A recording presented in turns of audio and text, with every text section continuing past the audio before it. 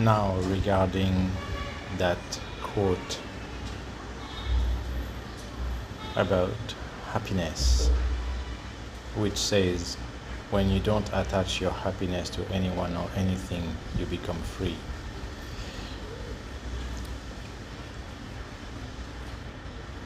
So,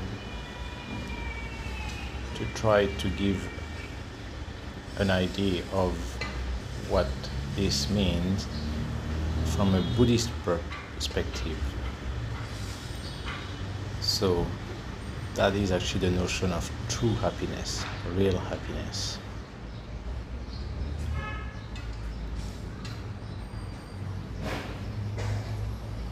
And that also relates to what we call suffering in Buddhism as a main notion, which is also one that deters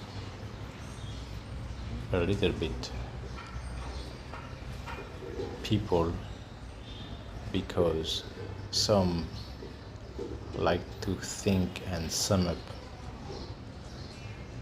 the Buddhist teachings like, oh, you are just told that life is suffering anyway, and that's it. Everything is suffering. But the point, and actually the teaching of the Buddha, is in one way to teach you to become realistic about that, about life and your true nature, what this whole existence is about, but also to tell you that there's a way to reach ultimate peace and happiness and harmony within that can transcend any down moments or negative experience, so-called negative, in life. And again, those are the key words in Buddhism, like the notion of attachment, detachment, or attachment, non-attachment, which is basically the practice. But again, and contrary to many other religions, in Buddhism, of course, it is exposed through speeches and as a truth, but the point is always about practicing so that you can experience it, and only when you experience it, then will you know properly how it is, what it is.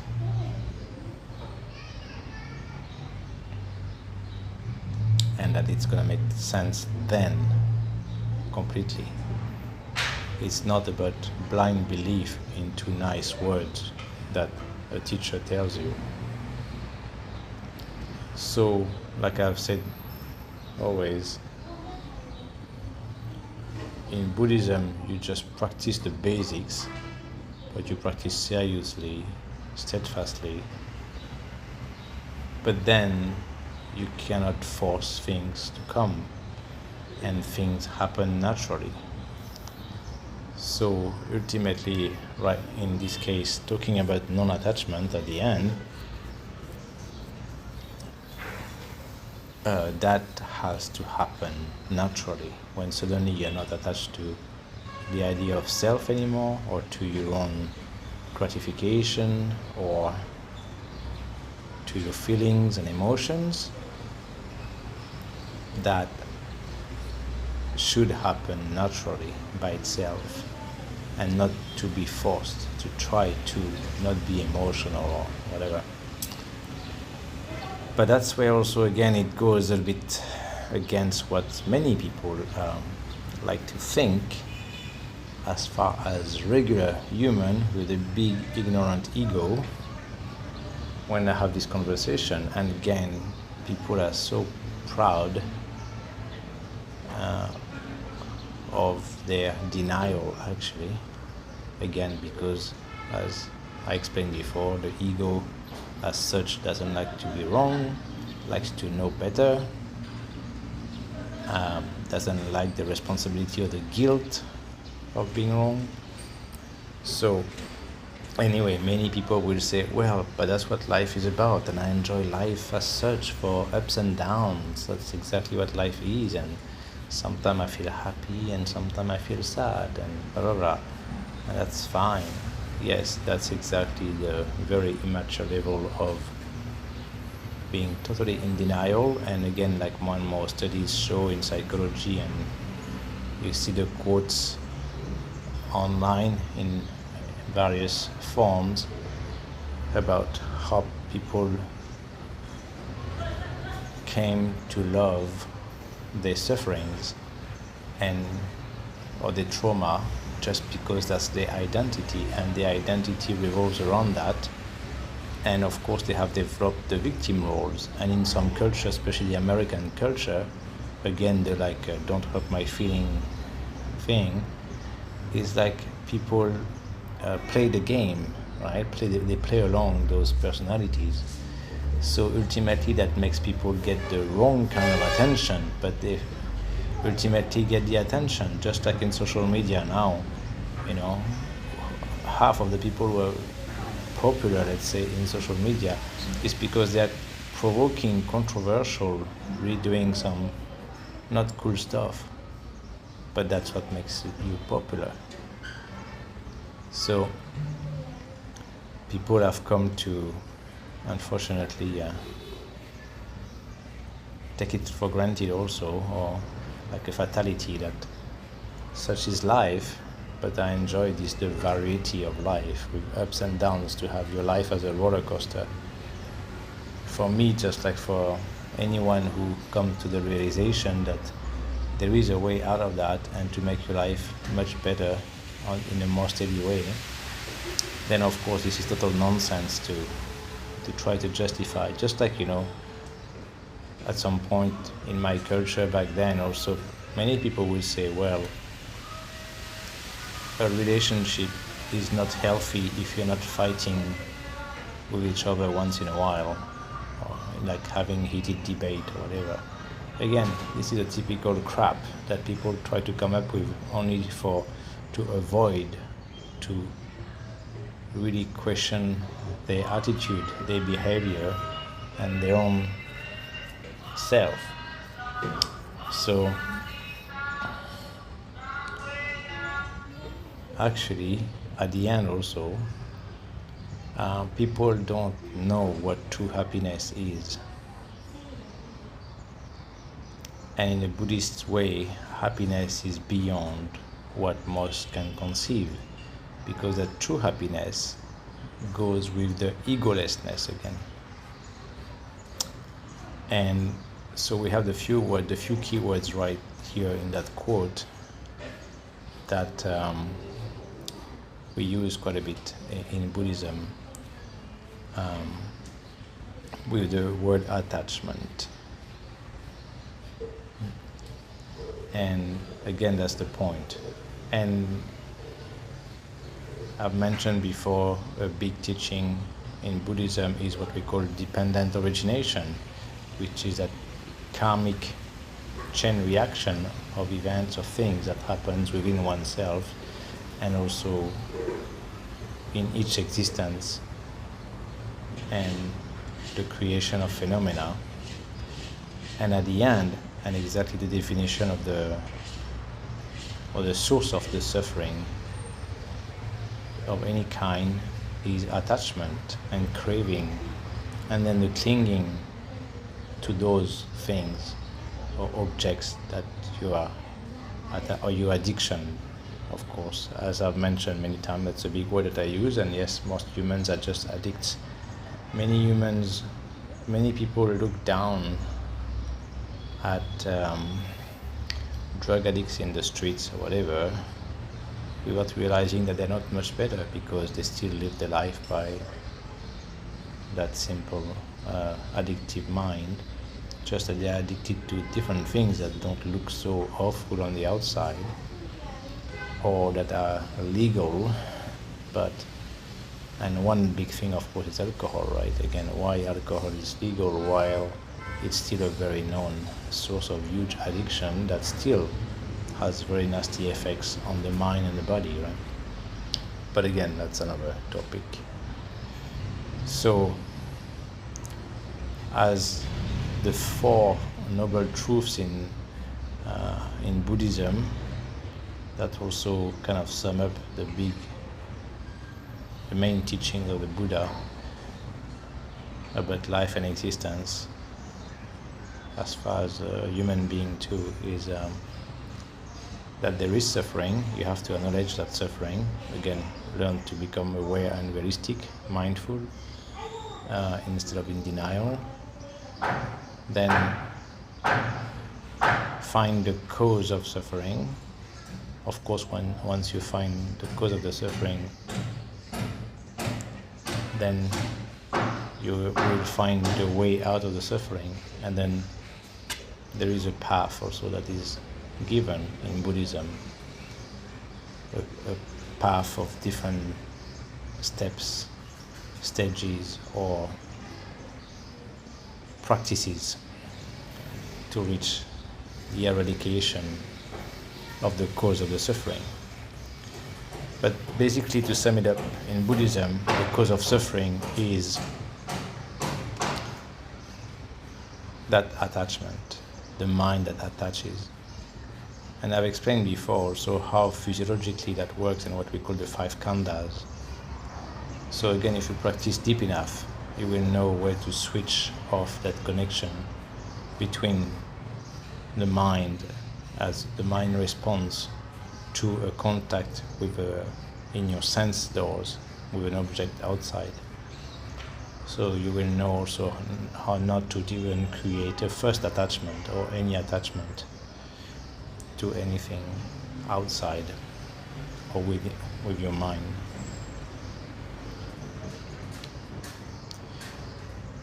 But again, that notion of suffering in one way is also not so well understood sometimes for people, because they say everything is suffering. How is everything suffering? Or in one way, this is just a common word that's easier, but actually many times, or maybe a proper translation is unsatisfactoriness, which suddenly makes it a bit lighter as far as meaning, but at the same time more encompassing.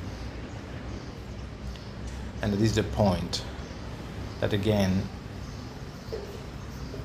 in your life, you won't see so many situations as negative, basically as a potential source of suffering, even though it is that way.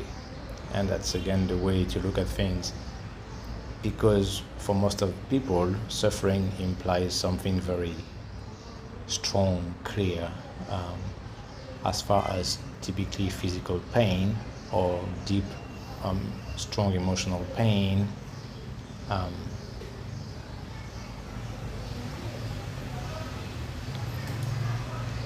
But it's just like the kind of unpleasant sensations, events. But the point is that this goes also with anything that you enjoy, any pleasure that you get, that you seek in life. The seeking part is also part of the suffering, exactly, because you have the unsatisfactoriness of not having that experience, that pleasurable experience. And many times your mind is in that state of seeking, hoping for that next pleasurable experience. And that is a subtle suffering. And you will realize that most of the time your mind is either in one or the other. Just the same as the madness of the mind is to never being enough present in the moment, but rather too much thinking, right? The other thinking from past memories, or what could be or could happen or you wish to happen in the future. Imagination, which is not real, right? Neither happens now. Famous Eckhart Tolle motto about the power of now and everything in the now and being present right now, and the now is the only true reality that exists. So the suffering or unsatisfactoriness is not only the rough, gross ones as physical pain, huge emotional breakdown, but it's all the subtle wishes that things were different than they are right now. For what you wish didn't happen before or what you wish to happen later. And that's why actually people that have no notion of what true happiness is, because then the happiness is mostly linked again to temporary satisfactions or gratification of the ego, because that's all there is, as everything is temporary at different scales. Then you make your happiness dependent and strongly attached and dependent on anything or anyone, but any of these things is temporary, ephemeral, and it won't last. And of course, and that's again how some people add more suffering, more psychological suffering to their existence, because they become aware of that, right? Again, the same. You have a pet that you call your family or a lover, and you know that one day this will end, that this other being won't be around, or you might go before. Again, actually, you never think too much that way, because again, it's all selfishness, right? People think very much in a selfish way like that, for what makes them happy, right? So they are just more worried about that situation, that thing, or that other being won't be around anymore, while it makes you feel so good. Again, it's all because you're not able to make yourself feel good on your own. And that has to do with true happiness. Again, true happiness is something that comes from within. But it's not that happiness that's like a hilarious happiness or euphoric side of thing. Because, again, it's all dependent on something outside and temporary, so it will never last. But that's unfortunately what most people associate happiness with.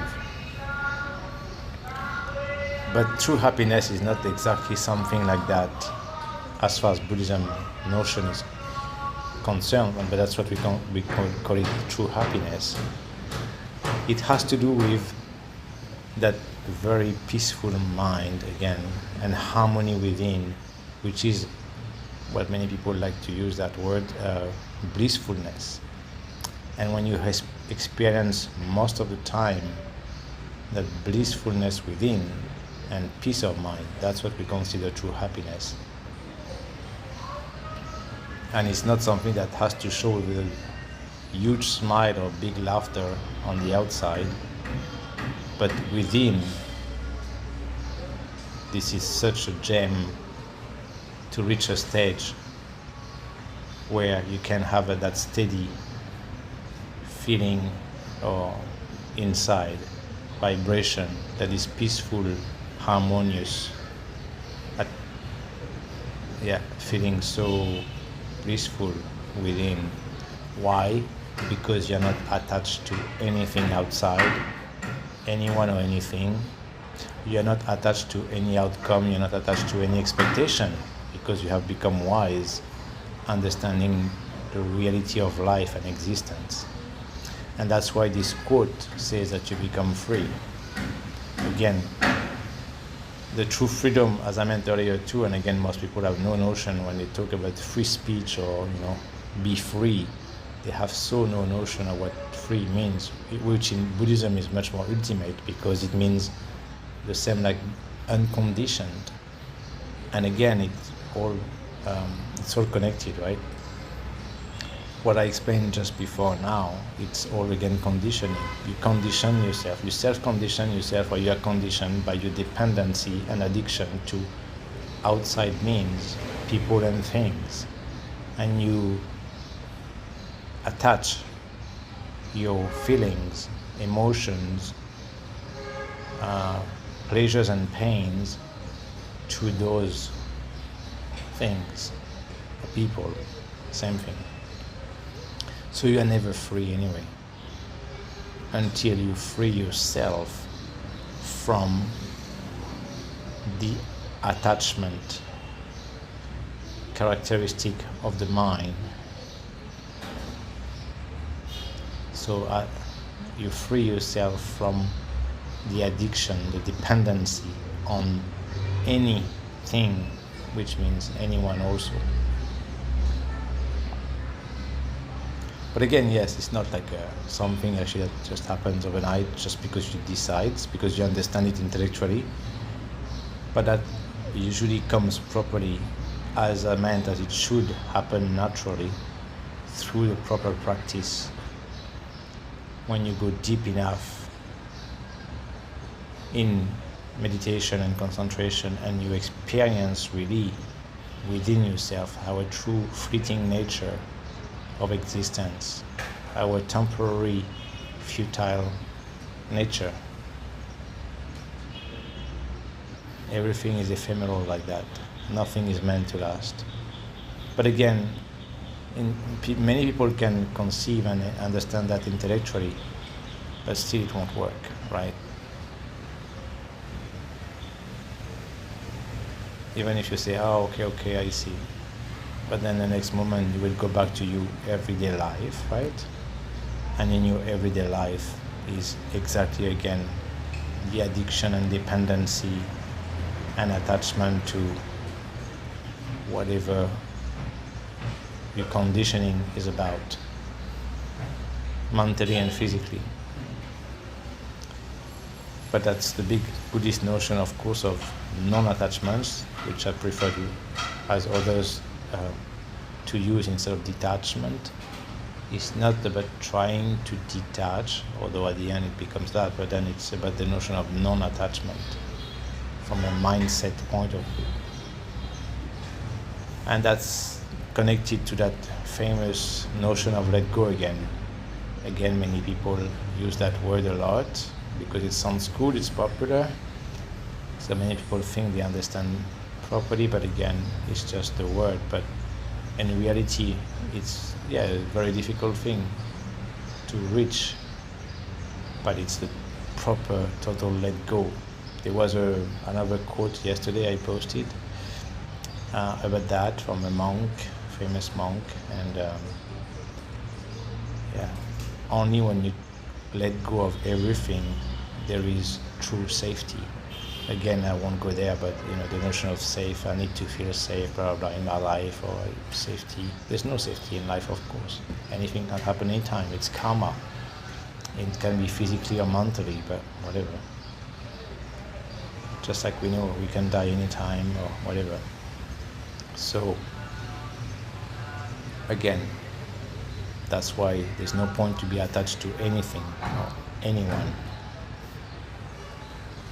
Even though some people would say, well, if you are never attached to anyone, how can you have a nice relationship or true love? But I guess it's another topic, and that makes me think I would have to do a real one, I guess, on true love.